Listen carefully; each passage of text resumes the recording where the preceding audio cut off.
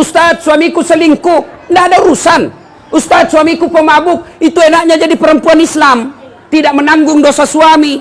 Beda kami suami-suami. Meskipun kami penghafal Quran, ketua majelis ulama, tapi istrinya tidak pakai jilbab. Istrinya tidak sholat. Istrinya tidak puasa. Meskipun suaminya ketua majelis ulama, kata Allah, ku ampusakum wa ahlikum narani. Bapak, masuk kota mani neraka itu istrimu. Itu ditanggung ibu. Beda kalau perempuan, ya, suaminya tukang mabuk, suaminya pengedar narkoba, suaminya bahkan tukang koruptor, tukang tipu, tapi istrinya baik agamanya. Kata Allah, tidak ada urusan dengan suamimu, biarkan dia dalam neraka. Bu, nih ada 7 pintu sorga, tadkhulul jannati bisalam. Silakan ibu pilih mana kau mau masuk sorga di situ. Mau jannatul firdaus silakan, mau jannatul naim silakan. Tidak ada urusan dengan suamimu. Tuh enaknya jadi perempuan Islam. Makanya jangan suka ngomel-ngomel. Bu. Ya, jelas, Bu ya, jelas. Kira gampang jadi suami. Kita di luar setengah mati cari proyek, dimaki-maki kontraktor, dimaki-maki sama gubernur, dimaki-maki sama kepala dinas. Untuk apa? Supaya kita dapat proyek, supaya istri bisa pakai mobil, supaya istri punya tidak rusak itu kulitmu kau jalan, dilindungi kau dikasih AC rumahmu, dikasih kau berlian supaya saudaramu hargai kamu. Itulah kerjanya laki-laki. Maka hargai suami. Beda itu. Suatu kali Rasulullah sallallahu alaihi wasallam didatangi ibu-ibu, demo dia. Ternyata sumbernya dia mau mengadukan suaminya. Kata Nabi, kau sabar, karena kau tidak akan menanggung dosa-dosa suamimu. Nah, itulah hebatnya jadi perempuan Islam. Cuma kita juga, bapak-bapak, jangan hianati istri. Alasan rapat, ternyata pergi merapat. Hei, Pak, masih ingat? Waktu kita menikah, saudara Dasat Latif, saya nikahkan engkau dengan anak gadisku, Nora Siddiqah Nasrun, dengan mahar seperangkat alat sholat tunai karena bukan karena gubernur, bukan karena wagub, bukan karena kapolda, bukan karena presiden, tapi siapa yang kita jadikan gadai? Siapa? Allah. Allah yang kita gadaikan untuk menghalalkan anak gadisnya orang. Lalu kita hianati. Pantas 30 tahun kau cari nafkah, tidak bisa kau lepas dari kredit. Kenapa? Kau hianati istrimu. Ada orang 30 tahun cari kerja, tidak bisa hidupnya baik. Kenapa? Kau tipu istrimu. Wanita yang paling setia mendampingimu. Siang malam, dia tinggalkan keluarganya, dia tinggalkan ibunya, dia tinggalkan bapaknya, dia tinggalkan tanah kelahirannya, datang merantau ke Palembang untuk ikut sama suaminya. Ternyata sampai di Palembang dihina dan dimaki-maki sama suaminya. Pantas hidupmu susah. Kenapa kau tidak menghargai orang yang setia mendampingimu? Bapak-bapak tahu berapa istrinya Nabi? Berapa? 11. Ini pertanyaan paling tidak senang ibu-ibu. 11 istri Nabi, Bu. 11, Pak.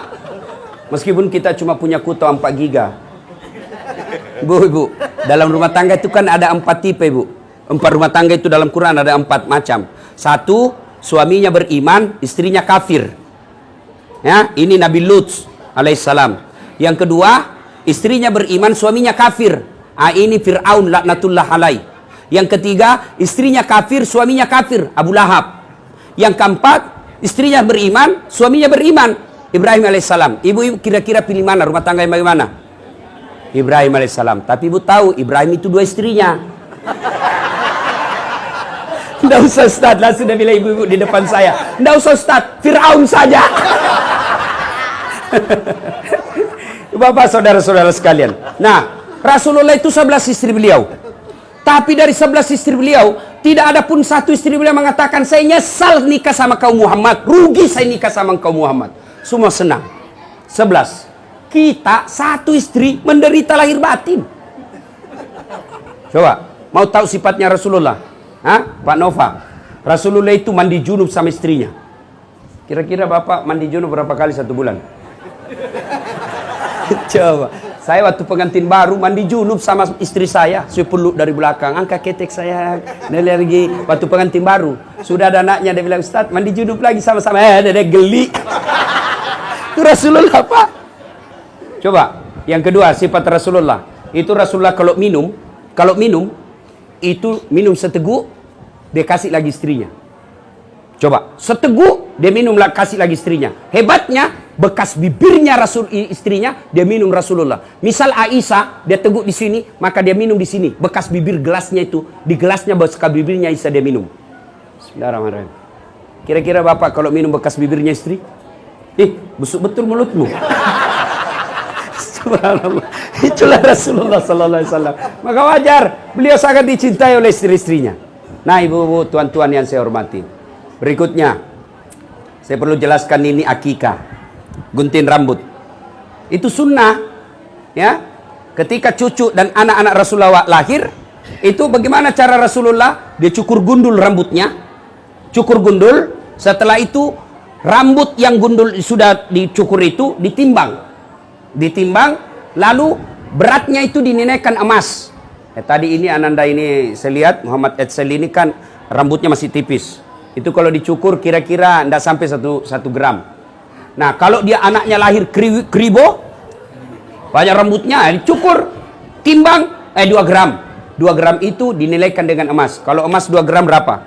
Anggaplah 1,5 juta. 1,5 juta itulah yang disedekahkan kepada fakir miskin. Ibu bapak, saudara-saudara sekalian, pada akhirnya kekayaan kita adalah anak yang soleh dan soleha.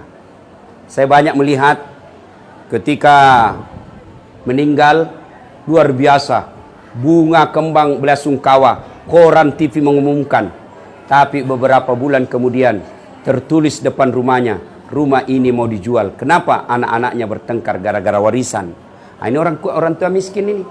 Tapi berapa banyak juga orang tua saya lihat anaknya seperti saya 14 bersaudara, Pak. Saya anak ke-13.